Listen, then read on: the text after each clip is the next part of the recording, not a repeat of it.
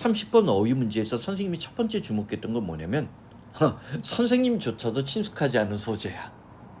그러니까 예측 독해가 거의 안 돼. 그리고 어쨌든 어휘 문제는 자 밑줄 친 부분이 긍정과 부정의 이분법으로 작동이 되게 돼 있잖아.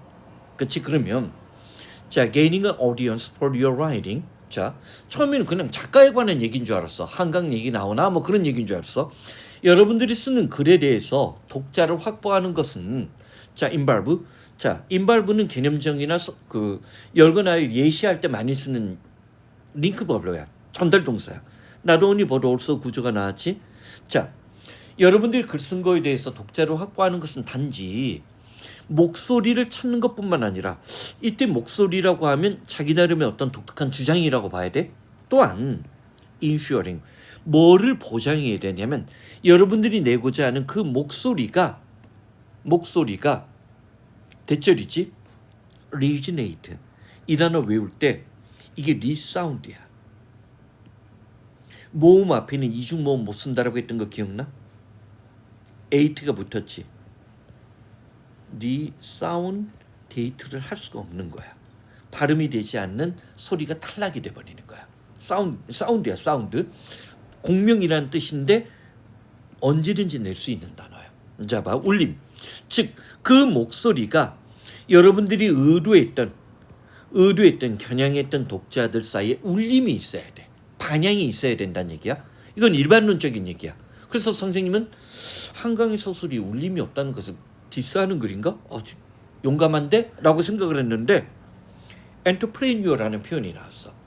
얘가 비유를 통한 예시인데 기업가들이야. 뭔가 새로운 창업자들이라고 하는 게 우리말에는 좀 더 가까울 수 있어. 왜냐면 우리는 기업가라고 하면 기존에 있는 기업을 얘기하는데 엔터프레뉴어는 새로운 기업을 세울 기자야. 그러니까 창업가들이랑 더 가까워. 그래서 엔터프레뉴어는 창업가 정신이 미국은 진짜 그게 강하잖아. 그러니까 창업가들은 뭐를 브랜드를 만드는 것의 어떤 중요성을 이해하고 있어. 새로운 회사를 만들었으니까. 그리고 그러한 브랜드들이 잠깐만 이때 댐은 기업가들이겠네. 그런 어떤 창업가들이 기억되게끔 만들고 자신의 경쟁자와 자신을 구별하는 그런 어떤 브랜드, 독자적인 어떤 상표를 만드는 것의 중요성을 알고 있다라고 했어. 그리고 이제 연속 동작의 분사 구문이 나와서 그래서 고객을 자신의 어떤 제품이나 서비스로 끌어당기는 거야. 그들은 이것을 어떻게 성취하냐면 긍정과 부정의 이분법으로 보는 거야. 핀포인트가 끄집어내는 거야. 타겟 오디언스. 얘랑 이어지지.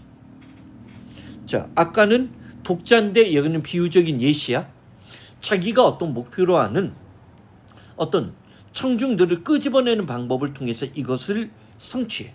그러면서 유니크한 남이 넘볼 수 없는 가치적인 프로포지션, 진술이야.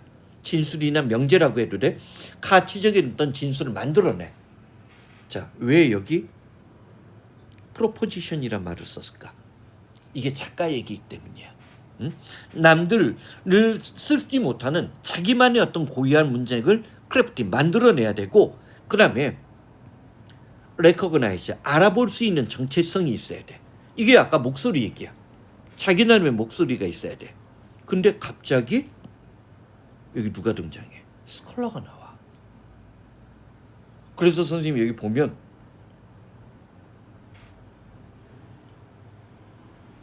기업가 정신으로 무장한 학자 얘기더라고. 그래서 제일 먼저 떠오르는 사람이 누군지 알아? 이기적 유전자, 리처드 도킨슨. 책 제목이 굉장히 선정적이어서 엄청나게 많이 팔렸거든. 무슨 말인지 알겠지? 응? 근데 이기적 유전자 그 책 가장 최근판 서문을 보면 그 책 제목 자기가 지은 게 아니라고 막 변명을 해. 자, 봐. 그래서 비록 학자라는 존재는 처음에는 이런 엔터프레니어, 기업가적인 어떤 개념을 alien, 낯설게 여길 수 있음에도 불구하고 왜? 학자는 뭐를? 진리나 진실된 어떤 주장을 펼쳐야 돼. 근데 기업가 정신으로 무장하라고 얘기했으니까 낯설게 느끼는 게 상식적으로 맞아. 부정적이다라고 해도 난 논리적으로 크게 이상하지 않아. 그리고 양보절은 원래 대비류조야. 그러면 봐봐. 에얼리언이 부정적이지? 자, 학자들은 처음에는 이런 기업가적인 어떤 정신에 대해서 낯설게 여길 수도 있음에도 불구하고 그들은 실제로 비슷한 관행에 관여하고 참여하고 있다는 얘기지. 그럼 에얼리언이 맞지? 에얼리언이 맞지? 자, 봐봐. 언제 그들 스스로를 아카데믹 라이팅, 학문적인 글쓰기랑 나름의 거리를 둘 때, 즉 논문을 쓸 때와 대중적인 서적을 쓸 때는 달라. 스티븐 호킹의 시간의 역사라는 책은 가장 많이 팔린 최고로 어려운 물리학책이야. 근데 스티븐 호킹조차도 편집자들한테 이런 얘기를 들었대. 호킹 교수님, 방정식 공식이 없으면 없을수록 독자가 2배, 3배로 늘어나요. 그래서 스티븐 호킹이 그 복잡한 물리학책을 쓰면서도 방정식 공식은 거의 집어넣지 않은 거야. 아인슈타인은 그런 면에서는 대단한 거지. EMC 자석 하나만 썼으니까. 그러면 많은 사람들이 읽을 수 있는 자신감을 가져. 근데 거기에 선생님도 그래. 선생님조차도 선생님 과학사 과학차를 되게 좋아하는데도 이 복잡한 공식이 있으면 그 부분 일단 제껴. 무슨 말인지 알겠지? 이게 내가 아는 수식으로는 이해가 안 되는 공식들이거든. 자, 무슨 말인지 알겠지? 학문적인 글쓰기와 동떨어진 실천을 할 때 이기적 유전자는 아카데믹 라이팅이 아니야. 대중적인 책이지. 그건 누구도 똑같을까? 찰스 다윈이 진화론을 쓸 때도 대중적으로 쓴 거야. 물론 교양 있는 대중이겠지만. 이해되지? 그러면 에얼리언 충분히 이해되지? 컨시더 명령문을 통한 예시지. 전형적인 리터러처 리뷰. 자, 이때 리터러처가 뭐야? 문학이야, 문헌이야? 문헌이라고 해야 돼. 응? 문학도 상관없을 수는 있어. 응? 어쨌든 전형적인 여러 가지 어떤 문학이나 문헌에 대한 리뷰, 영화 리뷰 같은 거 리뷰야. 또는 자, motivation section of scholarly article. 이게 뭐냐면 학문적인 어떤 논문인데 자기가 왜 이 논문을 쓰는지, 보통 프리페이스나 아니면 인트로덕션 같은데 이런 걸 써. 자기가 이 논문, 보통 논문의 서문인데 모티베이션, 동기에 관한 섹션을 고려해 보라고 했어. 그것의 목적은 하이라이트, 강조하는 거야. 뭐를? 이게 긍정이야, 부정이야? 부정인데, 자, 이 갭이 결국 뭐야? 자기만의 목소리.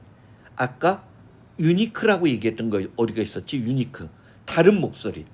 기존의 어떤 연구와의 어떤 격차. 이게 유니크, 목소리지. 그렇지? 차이를 강조하고 포지션, 얘가 동사로 사용됐어.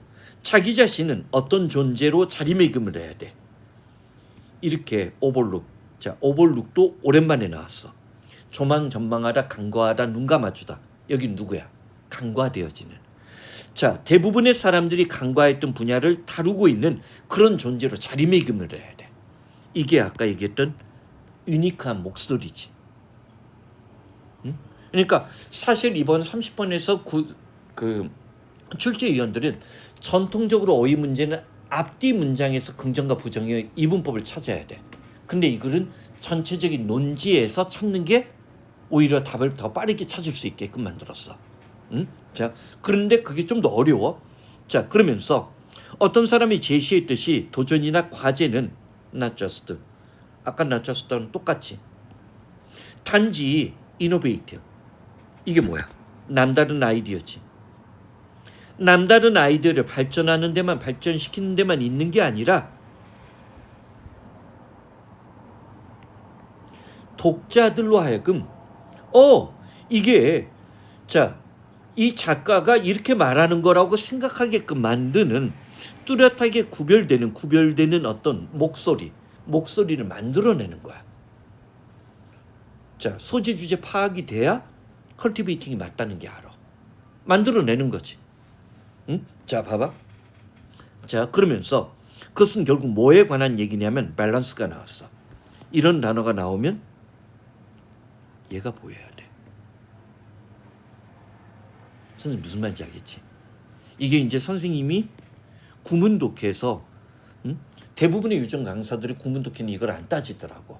근데 선생님은 동사 뒤에 전치사가 멀리 떨어지는 놈 있지. 이거를 동시에 보는 연습을 하지 않으면 시험장에서 긴장된 상황에서 우리가 무조건 실수한다는 거야. 자, 그래서 그것은 자, 여러분 자신의 어떤 생각을 표현하는 거. 그러니까 뭐 남다른 생각을 표현한 것과 뭐를 유니크한 목소리를 발전시키는데 어떤 목소리냐면 그것은 자, 여러분들의 독자에게 울림이 있어야 된다고 했어. 자, 임시적이야? 지속적이고 항구적이야지. 울림이니까. 리지네이트. 좋은 글이야. 글은 잘 썼어. 그리고 이 글은 전체적인 논지를 파악해야만 긍정과 부정의 이분법의 답이 골라져. 그러니까 여기서 선생님이 리지네이트 같은 경우는 울림인데 그 울림은 반향이 있는 거야. 계속 울려야 돼. 무슨 말인지 알겠지? 그러니까 리지네이트의 효과가 템포러리가 되면 안 돼. 컨스탄트, 항상적이거나 뭐 지속적인 그런 계열들이 나와야 돼. 오케이? 응? 그나마 내용적으로 얘가 약간 좀 오늘 우리가 했던 것 중에는 그나마 좀 어렵지. 오케이? 그래서 선생님 얘만 정답률하고 상관없이 여기에만 뭐가 별표 4개 친 거야. 오케이? 응?